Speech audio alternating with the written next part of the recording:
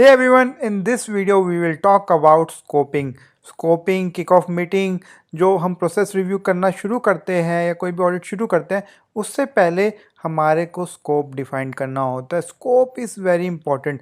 कोई भी ऑडिट बिना स्कोप के शुरू नहीं हो सकता। इंटरनल ऑडिट में स्पेसिफिकली क्या होता है ना कि भाई जब भी कोई हम काम करते हैं तो किसी बाउंड्री में रह के काम करते हैं। ये नहीं है कि हम कुछ भी कर सकते हैं, ऐसा नहीं होता है। तो हमेशा हमें एक स्कोप बनाना पड़ता है कोई भी इंटरनल ऑडिट प्रोसेस के लिए। तो इसमें भी कई कई जगह अलग अलग प्रैक्टिसेस हैं। कई लोग क्या करते हैं, पहले स्कोप बनाते हैं फिर मीटिंग करते हैं, ठीक है। तो क्या होता है कि जनरली जब आप किसी कंपनी के इन हाउस टीम में है या in house internal audit department में है तो आपको बेसिकली बैकग्राउंड पता होता है कि ये डिपार्टमेंट क्या काम करता है और आपको इंटरनेट पे वहाँ के एसओपीज एंड प्रोसेसेस वगैरह पहले ही अवेलेबल होते हैं। काफ़ी कुछ तक आपको पहले ही पता होता है। तो आप एक इनफॉर्मल मीटिंग भी करके, लाइक जो प्रोसेस ओनर्स हैं उनसे इनफॉर्मल मीटिंग करके भी एक पूरा स्कोप बना सकते हैं। फिर देन एक प्रॉपर किक ऑफ मीटिंग शुरू कर सकते हैं। बट कभी कभी क्या होता है, आप कंसल्टेंसी में है या आप नए आए हो या नया नया इंटरनल ऑडिट डिपार्टमेंट सेट हुआ है तो उसमें आपका अलग अप्रोच रह सकती है। तो ये स्पेसिफिक नहीं है, ये पर्सन टू पर्सन और इंडस्ट्री टू इंडस्ट्री, कंसल्टेंसी और in house internal audit team के ऊपर डिपेंड करता है कि कैसे वो इस प्रोसेस को रन थ्रू करते हैं। तो मैं बेसिकली आपको स्कोप का बता देता हूँ, स्कोप कैसे बनाते हैं और क्या क्या चीज़ें कंसीडर करनी चाहिए। अब अपना एग्जांपल लेता हूँ, मैं जनरली कैसे करता हूँ। मैं पहले एक प्री स्कोप बनाता हूँ, फिर मीटिंग करता हूँ, फिर एक फाइनल स्कोप बनाता हूँ।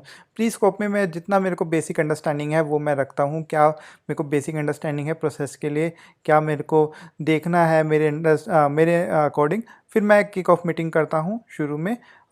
उसमें पूछता हूँ कि क्या मैंने कुछ मिस तो नहीं कर दिया, या आपके कोई और कंसर्न एरिया हो, या आप मेरे को थोड़ा बहुत बताइए अपने डिपार्टमेंट के बारे में ताकि मैं स्कोप को रीडिफाइन कर सकूँ और रिफाइन कर सकता हूँ थोड़ा बहुत। जनरली क्या हम करते हैं, हम एक डॉक्यूमेंट भेजते हैं ऑडिटी को।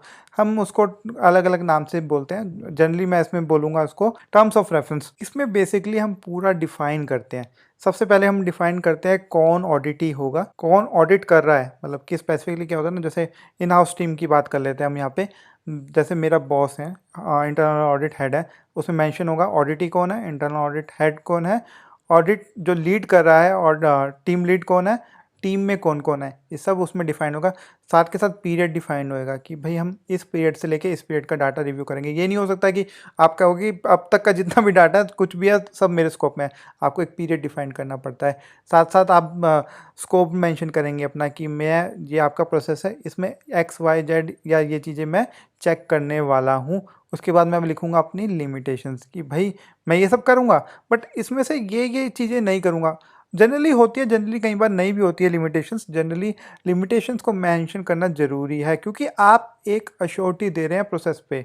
तो अगर आप स्पेसिफिकली मेंशन नहीं करेंगे ना कि ये मेरी लिमिटेशन है तो माना जाएगा कि आपने उस पे भी अश्योरिटी दी है। अगर आपने कुछ एक्सक्लूड किया है स्पेसिफिकली अपने स्कोप में से, या कुछ आपने एक छोटा सा सब प्रोसेस या मीन माइक्रो प्रोसेस आपने एक्सक्लूड किया तो आप उसको मेंशन कीजिए कि भाई ये नहीं होगा। मैं आपको एक टर्म ऑफ रेफरेंस का सैंपल बना के अटैच कर दूंगा, आप वहाँ पे जाके देख सकते हैं क्या क्या होना चाहिए। साथ ही साथ हम टाइमलाइंस वगैरह डाल देंगे उसमें कि इस डेट को हमारा ऑडिट स्टार्ट होएगा, इस डेट को हमारी फील्ड वर्क स्टार्ट होएगा, इस डेट को हमारा फील्ड वर्क ख़त्म होएगा, हम इस बाय दिस टाइम हम अपनी ऑब्जर्वेशन भेज देंगे। ये सबसे ज़्यादा इंपॉर्टेंट चीज़ होती है कि बाय दिस टाइम हम अपनी ऑब्जर्वेशन भेज देंगे। ऐसा नहीं हो सकता है कि कल आपको रिपोर्ट सबमिट करनी है और आज रात को आप बैठ के और नई नई ऑब्जर्वेशंस बना के दे रहे हो। तो इसकी भी टाइमलाइन फिक्स होती है जनरली कि भाई इस पॉइंट ऑफ टाइम के बाद या इस स्पेसिफिक टाइमलाइन के बाद आप और ऑडिट ऑब्जर्वेशंस नहीं भेजेंगे। एक्सेप्शंस आर ऑलवेज देयर कि अगर कुछ आपको बहुत ही स्पेसिफिक मिल गया, ऑडिट ने आपको कुछ रिप्लाई किया तो आपको ऑडिट ऑब्जर्वेशन चेंज भी करनी पड़ सकती है। तो exceptions are always there but एक टाइमलाइन फिक्स होता है कि यहाँ तक आपका फील्ड वर्क खत्म होगा, यहाँ पे ऑब्जर्वेशन देंगे और यहाँ इस टाइम तक हम ड्राफ्ट रिपोर्ट इशू करेंगे और इस टाइम तक हम फाइनल रिपोर्ट इशू करेंगे। तो एक ये टाइमलाइन भी मेंशन कर सकते हैं।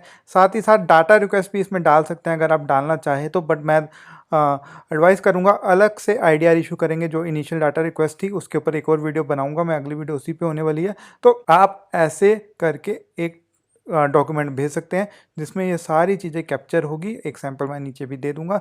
तो इस तरीके से स्कोपिंग, किक ऑफ मीटिंग या कुछ भी बोलें उसको, ये ऐसे प्रोसेस काम करता है। स्कोप में मैंने आपको पहले ही बताया, वो चीज़ें देखिए जो आप एक्चुअली में कर पाएँ। ऐसा नहीं है कि बहुत कुछ मेंशन कर दिया स्कोप में बट जब आपकी करने की बारी आपको क्या पता लगे कि टाइम ही नहीं है, तो आपको टाइम फैक्टर को ध्यान में रख के अपना स्कोप बनाना है। उतना ही आपको स्कोप रखना है जितने पे आप एश्योरेंस दे सकते हैं। आप ये ना सोचना कि स्कोप बड़ा होगा तो मेरे को शाबाशी ज़्यादा मिलेगी या वो कुछ ज़्यादा मिलेगा। अगर आप स्कोप बड़ा हो और आप उसको पूरा नहीं कर पाए तो आपके लिए उल्टा हो जाएगा। तो main advice is to keep your scope limited, brief में जितना आप अपना टाइमलाइन के अकॉर्डिंग कर सके। So that's it from this video. I will see you in next video. Bye bye, take care.